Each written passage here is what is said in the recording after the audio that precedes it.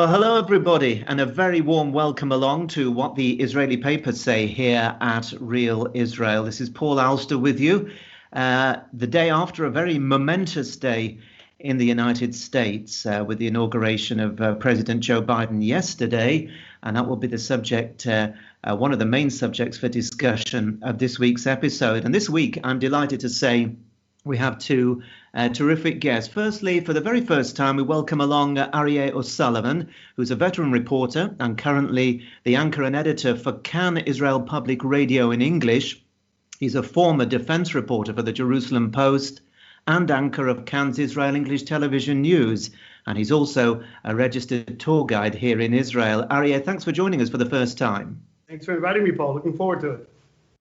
And thank you. And back for more, delighted to say, is Benjamin Weinthal, who is the Europe correspondent for the Jerusalem Post. And he divides his time, subject to coronavirus restrictions, between Jerusalem and Berlin. He's also a fellow for the Washington-based Foundation for Defense of Democracies and contributes widely to a number of other outlets, both in the United States and Germany. Benjamin, thanks very much for joining us once again. Thanks for having me, Paul. Well, as I mentioned, it's been a very momentous time over the last few days. Indeed, even today is a rather special day. I don't know if you've noticed, it's the 21st day of the 21st year of the 21st century. So I think we might have to wait a long time for that to happen, a similar occurrence. But we're going to start off, first of all, with one of two subjects that we'll focus on today, because like everywhere else, Israel is struggling with the coronavirus. And Arieh, you wanted to discuss the situation here. And as we do, we'll be looking at images of the reporting of the story in recent days from both the Jerusalem Post and from Ynet, the online edition of Yediot Achronot. So Arieh, your thoughts on the situation at present? Well, right now, we had a sort of a list of good news and bad news coming all the time. We have so many people getting vaccinated, but the infection rates have been soaring. And today, for the first time, the doctors are saying we're starting to see a reduction in the transmission rate. You know, we had for the past week or so, 10,000 people being infected every day. Now it's gone down to about 8,000 people. And they're starting to see the trend of maybe this 2-week closure that we've been in is starting to have an impact. By the way, yesterday, 2 days ago, they just decided to extend the closure for at least another 10 days, if not 2 weeks. So the government's trying to bring this down. And up until now, 3 million Israelis have received the vaccination, which is tremendous.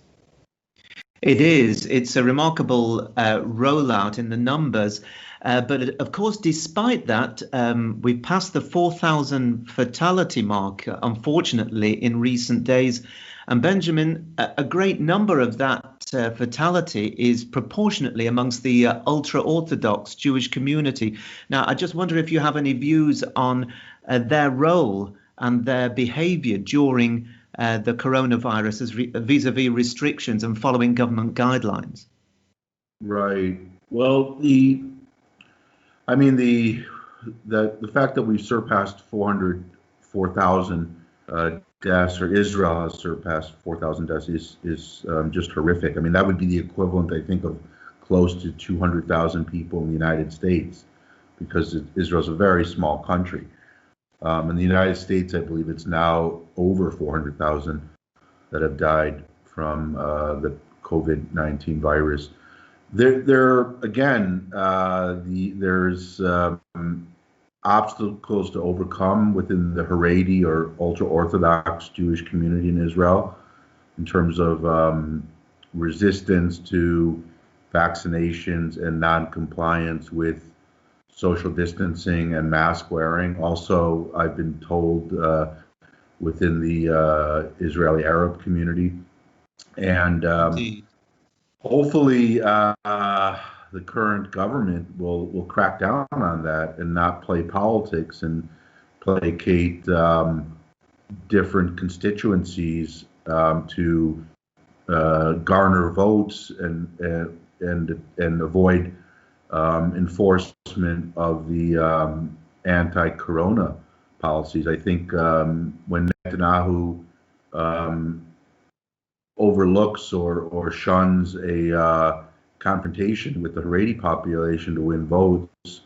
It just, it's gonna, as Arieh said, it's gonna, I think, boost this troubling infection rate. Even though there's seems to be a slight decline, there is this what's called the British variation or mutation of the COVID virus that's causing this these high infection rates in Israel. I always find it interesting that it seems to be non-controversial to call these mutations the British mutation or the South African mutation, but when we discuss communist China, no one will say it's the communist China virus or the Wuhan virus because it's politically and socially incorrect. I don't really understand that disconnect, but in any event, that's my 2 cents on that topic. I've been looking, by the way, Paul. Sorry, I've been looking into this the whole issue of the Haredi, the flagrant violations at the images, the flagrant violations of the ultra-Orthodox community, and I've been talking to a lot of people about this. And on one hand, you can't say they're all flagrantly violating this. There's so many different groups of ultra-Orthodox. There's the Sephardi and the many groups of Ashkenazi group.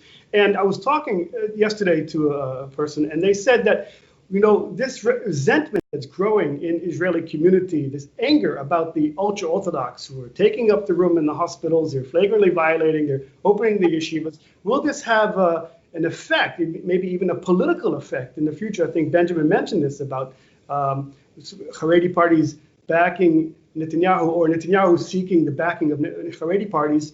It could come to a point where he may realize, Bibi Netanyahu, that he has to go with another group. People are just so angry that the Haredi people are violating this agreement. So it could have a long-term impact politically against the Haredi. Yeah, I agree. I think it's very interesting as well that when the rules are announced, the public as a whole are told they must follow the rules, and that includes the Arab public as well as the Jewish public. But when it comes to the Haredi, they're not told, they're requested. The rabbis are requested to pass on the message. So it does seem to be a slightly different approach. And it was also very interesting to see that on the Kan television, one of Israel's main stations here, they did an analysis of the number of fines that have been handed out to people for, ignoring the restrictions. And statistically, the Haredim were given a far less number of fines than the Arab community or the mainstream Jewish or secular Jewish communities. So there does seem to be something of a disconnect in the numbers. And as Arieh says, it is fueling resentment of some sections of the Haredi community. And it's something that has, a subject that's quite close to my heart that I've written about in some detail in the last year or two. But the Haredi community is growing much faster than any other in Israel, and politically they're going to be an increasingly strong force. Do you think, Benjamin, that they feel that it's far more important to listen to what the rabbi says than what the prime minister says? Well, I think Arieh makes a good point about, we should, one should proceed with, a very careful and nuanced view of the Haredi community and not engage in a sweeping generalization of that, this is a community that's entirely ignoring the COVID restrictions. But again, it is a large community. Paul, as you mentioned, it's growing, and there is defiance among segments of the community toward the anti-COVID restrictions. In terms of resentment, there's been long-standing resentment toward the Haredi community among segments of the secular Israeli community because of their refusal to participate in the army and sort of commit their fair share to Israeli society. These internal contradictions within Israeli society eventually are going to have to be resolved. Netanyahu's been, has skillfully sort of avoided confronting these contradictions, but it's just a matter of time, I strongly suspect, before it reaches a head. Well, we'll see what happens, how things play out over the next few weeks and months, because it's so important for us to get a grip of this. Arieh, a final word on this particular subject? Yeah, well, let me just, staying with the coronavirus, let's just say that right now, I said 3 million Israelis have received the vaccination, but today they're discussing. Yesterday, they said they're lowering it to 40 years old and above, and maybe even 35 and above. Now they're discussing whether or not to open it until everybody's age 16 and above. So, by the way, 40% of the people infected with coronavirus currently in Israel are from the British variant. And doctors are saying it's the British variant which is going to become the dominant strain.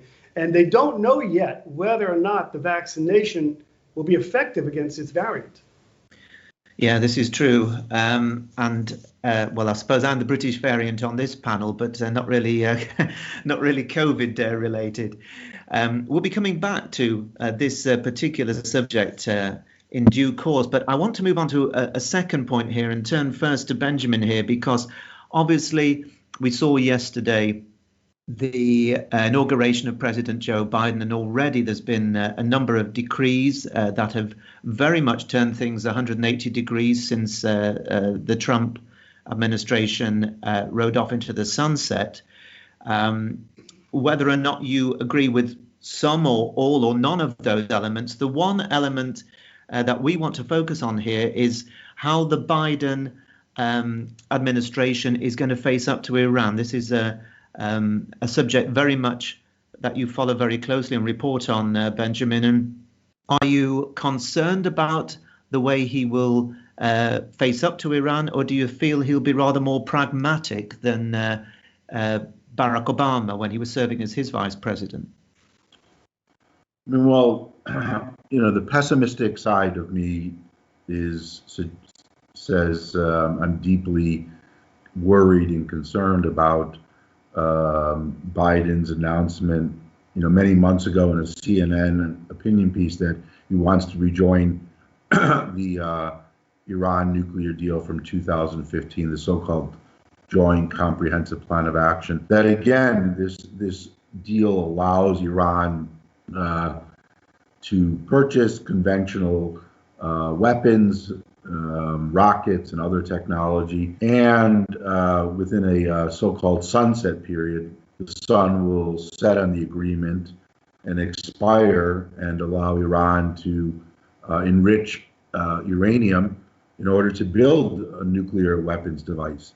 So from the perspective of the Israeli defense establishment, and I would say practically the entire Israeli population, this is the worst of all possible deals. The optimistic side of me says that, to use the word you used there, the Americans are pragmatic, and, his Biden spokeswoman said yesterday at the press conference that the administration wants to discuss the nuclear deal with foreign leaders, wants Iran to come into compliance, but did not explicitly say they're going to rejoin straight away the Iran nuclear deal.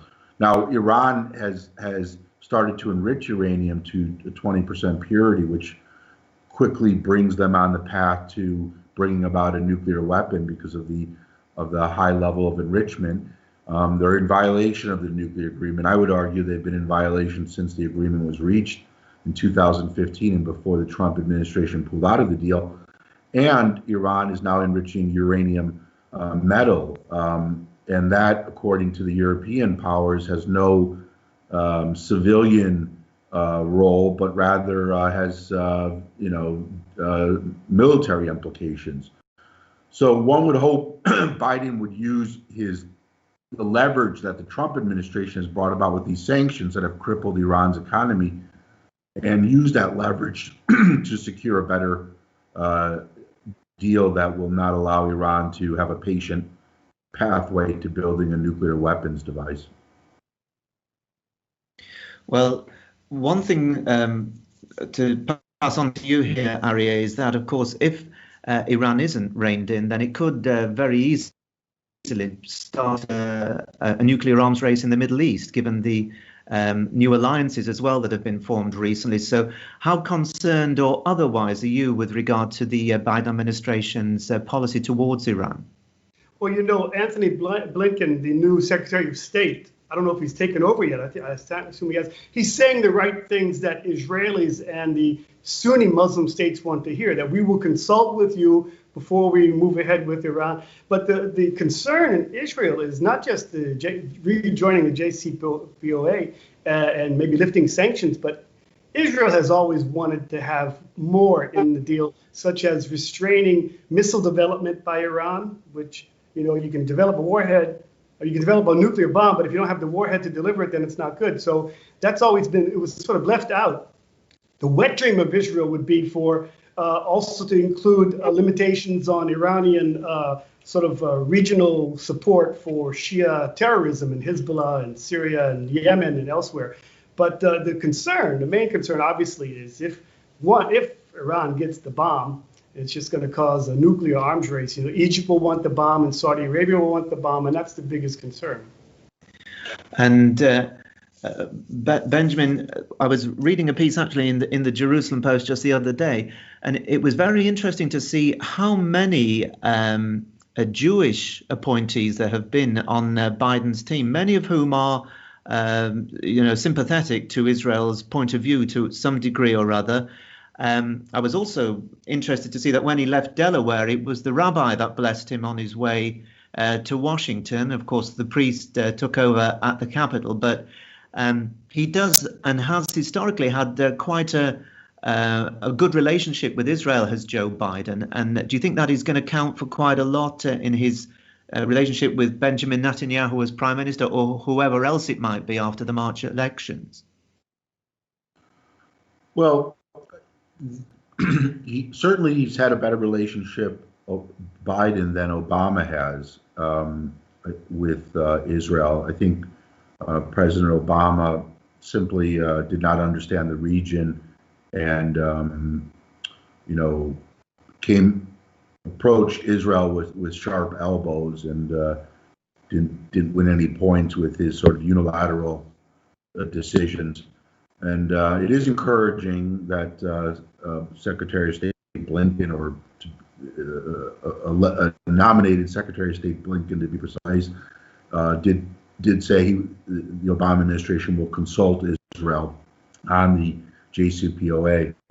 But again, is this virtue signaling sort of and just pure symbolism, or is this actually concrete policy that the Biden administration has internalized and will act on to not only secure Israel's concerns, but also, look at the broader region and understand that these Sunnis, that there's been a realignment. The main problem was Biden was part of an administration, and he promoted this agenda at the time, where the Obama administration realigned or sought to realign power politics in the Middle East toward the Islamic Republic of Iran and away from Israel and the Sunni countries that are now largely allied with Israel. So the real litmus test will be, will the Biden administration shift away from the Obama doctrine, which was largely pro-Islamic Republic of Iran, and align itself with this new bloc of anti-Iran countries, namely Saudi Arabia, Bahrain, the UAE, Israel, Egypt, Jordan, etc. And that's really, as I said, that's the, in terms of the divide between rhetoric being on one side of the fence and action being on the other side of the fence, that will be the true test to see if action is filled with meaning and content. Well, it's day one of the administration. Arieh, any final point on this particular subject? Anything to add to what Benjamin said? Sure. You did mention the fact that Biden surrounded himself with familiar Jewish faces. That's not always a good deal. And we have to remember, back in American history, Secretary of State Henry Kissinger, he was Jewish, but he wasn't always very friendly towards Israel. So you have to take that into account. Yeah. Well, as I say, it's day one. They'll be judged by their actions, and we'll be doing a lot of judging, I'm sure, going forward. I want to take us back to the coronavirus story because Arieh wanted to raise a point which I think is really interesting. And to be honest, it's an aspect that hasn't really been touched upon, but we'll be showing you on screen some images from Globes and also Israel Hayom. And it's to do with the impact that the coronavirus has on Israel's incredibly expensive housing market. Now, you tell us the tale here, Arieh. What's been going on? Well, look, coronavirus is impacting everybody in every community in lots of ways. But one of the things that I was looking at, and which I found fascinating, was the impact on the real estate market or the urban planning. And I've been talking to a few urban planners. And first of all, there's been a huge demand and rise in the demand for houses. People want to get out of their little apartments and go to a house with a garden, which is understandable because, you've been in lockdown, you've got kids. People want to, and you've turned your house into your workplace, so they want to do that. It's not manifested yet in sales so much, but it's an interest mainly. But all over the country, people in the periphery are saying the houses with gardens, the prices are going up and demand is going up. And so one of the things I also talked to with urban designers was, well, what does that mean for the cities? I mean, if people want to leave the cities, what's going to happen? I mean, the cities have this attractiveness of the bars, the clubs, the restaurants, and those have all been shut down, but they're going to come back. So one of the interesting things that one person said was that, shopping, for example, our shopping has been moved online. So that's had an effect on the shopping experience. And so Israel in the past 25, 20 years has had a huge mushroom building of shopping centers, malls. Those are pretty much empty and have been remaining empty until they open them up. But what's going to happen after all this is finished? People are going to continue buying from Amazon and eBay and elsewhere, so that shopping experience is going to be changed. And the malls will change, the shops will change, they'll become downsized.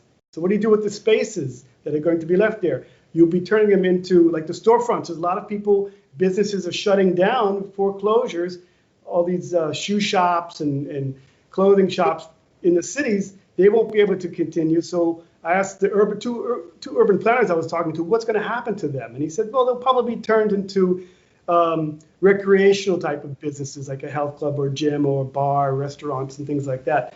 But in the end, the feeling is that there won't be, cities won't lose their attractiveness. They will continue to have people. The office space, for example, another aspect of this, besides shopping and housing, is office space. Offices, they don't want to rent so much space anymore. They don't need it because people are working from home. What's going to happen to those places? Are they going to be let as residential areas? It's something that they have to work on, think about.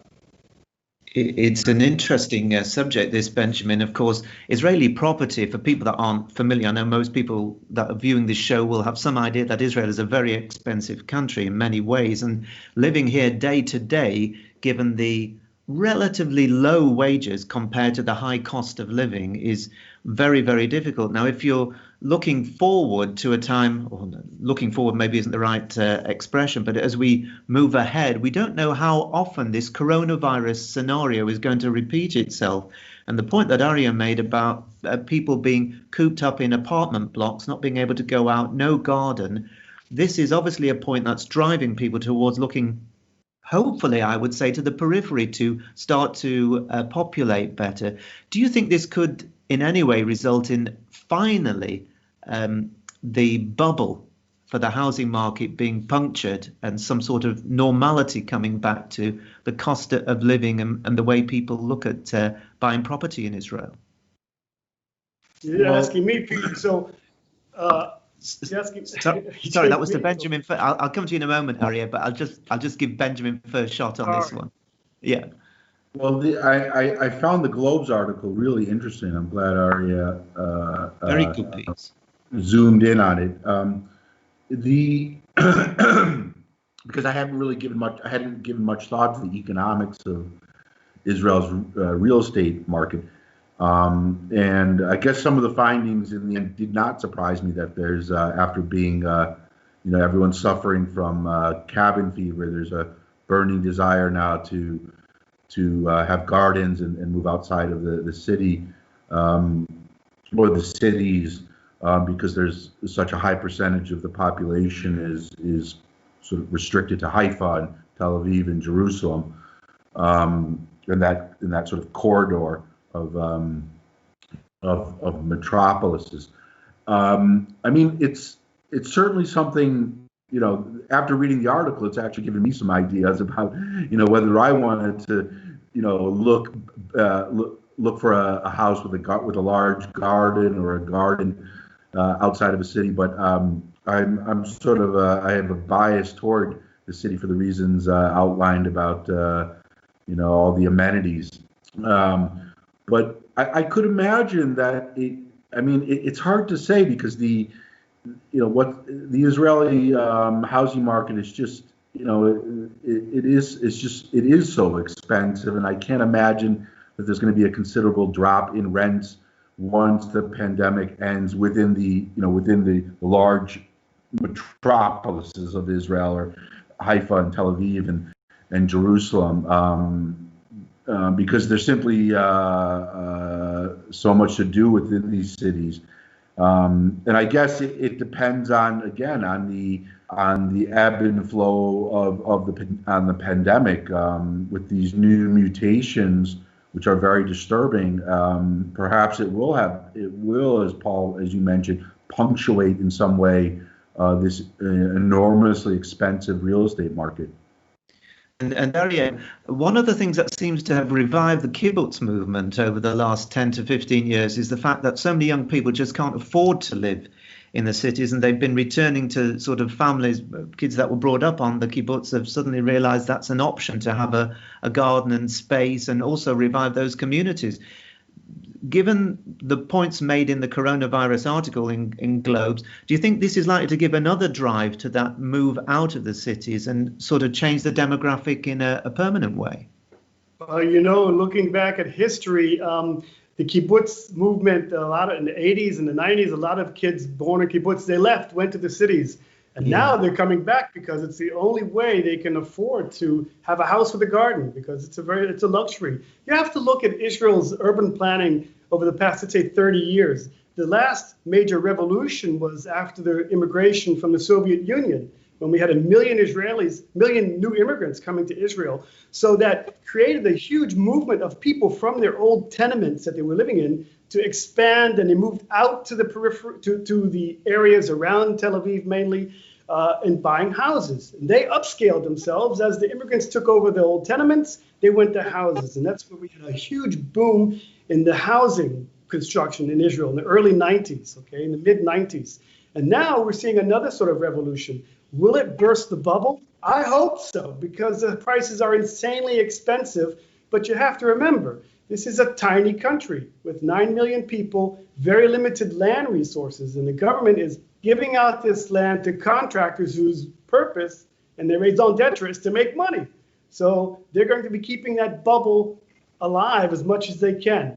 The fact that people want to maybe move to houses, it's a dream for many people because the prices are just insanely expensive. The difference between an apartment, a 4-room apartment, and a 4-room house is about 50% more. So it's a lot. It's very much more expensive for that.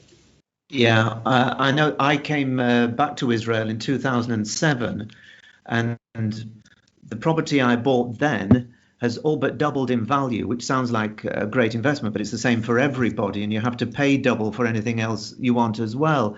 But the wages here in Israel have maybe only gone up about 15 to 20% over the same period. So the economics of it all are making it impossible, particularly, of course, for younger people to get on the ladder. And it is a unique situation, I think, because in most countries where the property prices are rocketing, it's because wages are also going up, but it's not happening here. Benjamin, any final thoughts on this one? That of course, one point that Arieh mentioned about the population, we're predicted to have by 2048 a population of around 15 million. That's a 60 to 65% rise in what we have now. Very limited land. So what chance that bubble will actually burst, given the extra 2/3 growth in the population over the next 30 years? Yeah, that statistic in the article hit home for a number of reasons. I'm glad you raised it. that the population will reach 15 million within that time frame. I mean, that poses all sorts of challenges for an Israeli government. As we know, there have been protests over the last decade here against the exorbitant housing costs and rising prices. And I think with that growth in population, Israel will see more social discontent, more social unrest, and the government will have to somehow respond to that in a way where housing prices and apartment costs are perhaps regulated in a way that some other cities in the Western world have regulated rents. I guess I'm thinking of New York, where I grew up, where rents at one point some rents were regulated, stabilized, or rent controlled. But that depends on the pressure and the voting patterns of the Israeli population. I mean, the protests. I guess there's question marks over whether they were the efficacy of those protests that we saw over the last 10 years. It's open for debate. Yeah, about the only one that's genuinely succeeded was the one over cottage cheese. I think that was the one that got the country's knickers in a twist more than any other, wasn't it? But as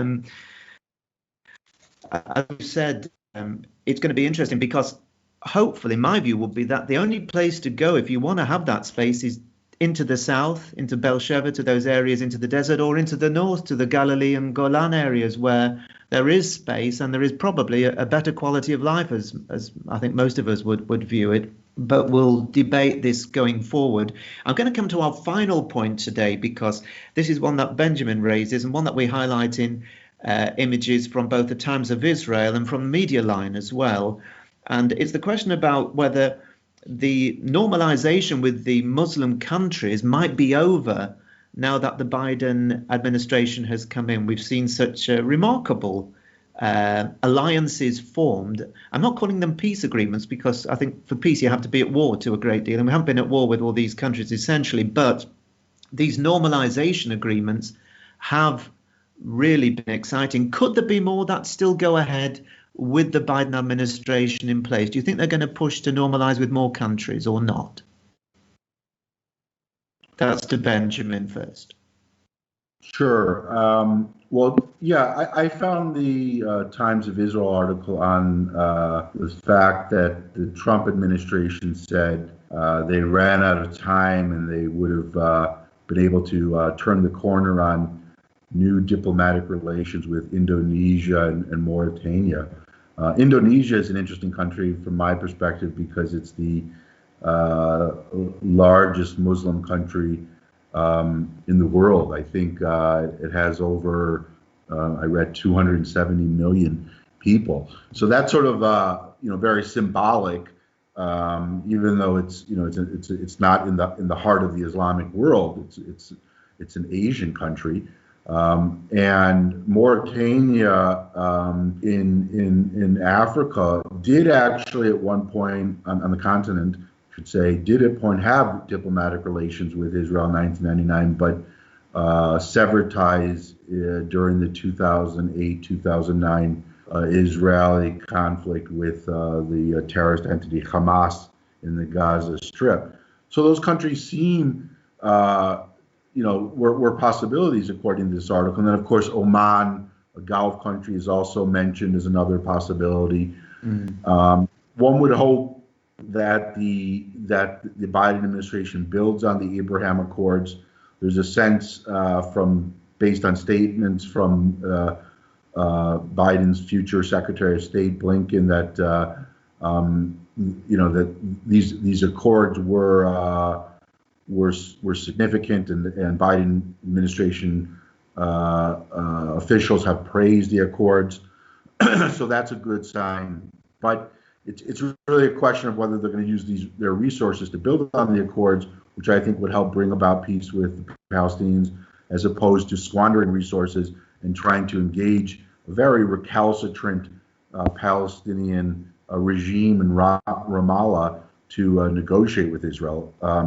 So I think in this sense, the Trump administration had the right strategy with Jared Kushner as special envoy and Avi Berkowitz as also an official who worked on these accords. So I'm somewhat more optimistic about the Biden administration pursuing new layers of Abraham Accords. And those countries that were highlighted, Arieh, in the Times of Israel article in the headline there, Indonesia, as Benjamin said, one of the most populous Muslim nations in the world. And of course, there have been quite a lot of Islamic terrorism emanated from there, including, of course, the bombs in Bali and others that were sent out around the region. Mauritania, as I understand, the country that still has legalized slavery and 500,000 registered slaves. Is that a country we want to be having diplomatic relations with? Well, anybody, any support we can get. Going back to Indonesia, I'm a tour guide. Let me tell you something about Indonesia. Indonesian tourist pilgrims do come to Israel, to the Holy Land. They come here, they're allowed in, and it's very quiet, but they are allowed in.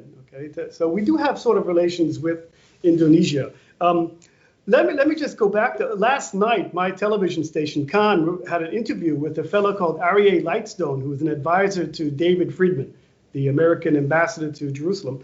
And he told Khan that there are 12 countries that are on the cusp of maybe forming normalized relations with Israel. And the philosophy now, I think that the sense of urgency in the past couple of months, as the Trump administration was here, was that we have to get this done now because after Biden takes over, everything's going to go on a pause. But the big goal would be obviously Saudi Arabia. I mean, they may have slavery as well, but on the other hand, it's a country we want. And I think the philosophy pushing the American was that you can't be my best friend unless you're friends with my other best friend in the region, which is Israel. And that sort of worked. That whole philosophy that Kushner brought out here and Avi Berkowitz was a different philosophy than Kerry and the previous administrations. So I think there's a bit concerned about whether or not this is going to continue. I think, Benjamin, you said that you think it would continue. I think there's concern in Jerusalem that it won't. And just to follow up that, on that article that you mentioned on Cannes last night, you mentioned there were 12 countries there. Which others there might be aside of Saudi Arabia? Did we get an idea of who else might be interested in some normalization, or is it still under wraps? No, they didn't give any indication, but I imagine, Oman would be on the list and maybe Qatar. And you know what? It wouldn't even in the far future thinking of Iran. We could have relations with Iran again, but he didn't give any indication about what the other 12 other countries were besides the ones mentioned. Yeah, well, as far as Iran goes, Benjamin, can you see a scenario where we'll be having diplomatic relations with Iran unless there is a complete regime change? No. I mean, I that's fair enough.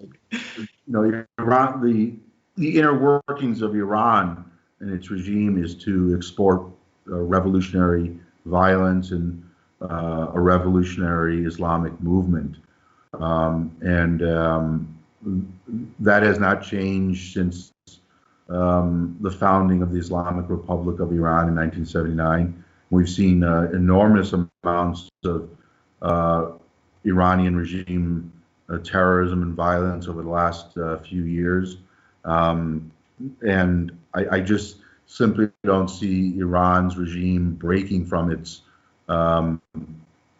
ideology to abolish the Jewish state. So, the problem is, I suspect, or I'm certain this will happen. I hope to be proved wrong, but the Biden administration will probably move away from this social media campaign of the U.S. State Department under Mike Pompeo, which promoted democracy within Iran, took the side of the Iranian people against the Iranian regime, and we'll see sort of less of that type of social media, or probably none of that type of social media, and that'll be disappointing if that turns out to be true, because at the end of the day, I strongly suspect the vast majority of Iranians loathe the regime of Ali Khamenei and President Rouhani and Foreign Minister Zarif. The real question is whether the West will follow the anti-Soviet plan during the 70s and 80s from the plan from the West to help bring about the dissolution of Soviet communism. If the West and non-Western countries pursue that type of pro-democracy plan, we could see the Islamic Republic of Iran just quickly drift off into political oblivion. But the West at this point doesn't seem to be have the same fire in the belly as it did against Soviet communism. And Arieh, just a final point on this sort of subject as a whole with regard to the normalization. The one factor that might change things is that there is supposedly meant to be elections in the Palestinian Authority. If there was a ground change there and somebody that Israel was able to do business with, do you think that could also just take the shackles off all the other countries wanting to make peace with Israel? Everything in the garden could be rosy. What is the chance of a change at the top in the Palestinian Authority in these so-called elections? That's a good question, Peter, because there is a possibility of a change, and a change that would create a sort of a dialogue. The Mahmoud Abbas, I think he's 86. I'm not really sure. He's on his way out. He's always been a rejectionist. And the new rising star that they're trying to bring back is Mohammed Dahlan, who lives in, I think, the UAE. I'm not sure where he lives. And his movement, he has a lot of support in the West Bank, in the Palestinian Authority, and they're trying to run and bring him back in. And he's a very pragmatic leader. He knows Israelis very well. I mean, he's been in Israeli jails. He worked together with security cooperation with Israelis. I remember him. He's a person that could speak pragmatically. So if that does happen, and he's probably seen as the front runner, if they are allowed to bring him back in to run, I could see some progress going on in the Palestinian-Israeli peace talks. Not sure that the Netanyahu government would want to push that, but yes. Well, we've nearly come towards the end of the time. That's an interesting point about Mohammed Dahlan. Very often at the end of our programs, we ask our guests to recommend somewhere in Israel that people should come and visit. I've asked this question to Benjamin a few times in the past, so I'm not going to put him on the spot, but I've got a top tour guide with us who's currently in one of the most beautiful parts of Israel. So, Arieh, I'm going to give you up to a minute to tell me why Nahariya and the surrounding area is an area that people should come to when they visit Israel. Oh, it's gorgeous because it's an Israel that people don't really recognize. It's full of forests and rivers, and there's fantastic natural things to do here. There's great biking trails. You can go up to Rosh Hanikra and go down to the grottos. You can do water sports. There's scuba diving and kayaking and sailing up here. And it's just gorgeous. And the nice thing about it is it's not so heavily populated, so the roads aren't full of traffic. There's great restaurants, and the kibbutzim have all had little restaurants, and the moshavim. And Nahariya itself is just a quaint little town. It's got a different character than, let's say, all the other coastal towns of Bat Yam and Ashdod and Ashkelon. It's got a river running through the middle, which floods every now and then. It flooded this week, but it's got little cafes, and it's got a really nice character that's different from the rest of Israel. Well, that's a great advert for Nahariya. It's also a favorite place of mine. Very close to Akko as well, which is a wonderful city to visit. Indeed, the great restaurant there, Uri Buri, that was originally at Nahariya, is in Akko. It's has received awards as one of the best in the Middle East. So if you like fish food, then Uri Buri in Akko, close to Nahariya, is well worth a visit. But I want to thank both Arieh O'Sullivan and Benjamin Weinthal for joining me for this week on What the Israeli Papers Say. It's been great to have you both on, guys. Thanks very much indeed. Nice to see you. Thank you. And we'll be back, of course, next time with more news from Israel, and we very much hope you'll join us. But from me, Paul Alster, for now, I wish you goodbye and good health. Bye-bye for now.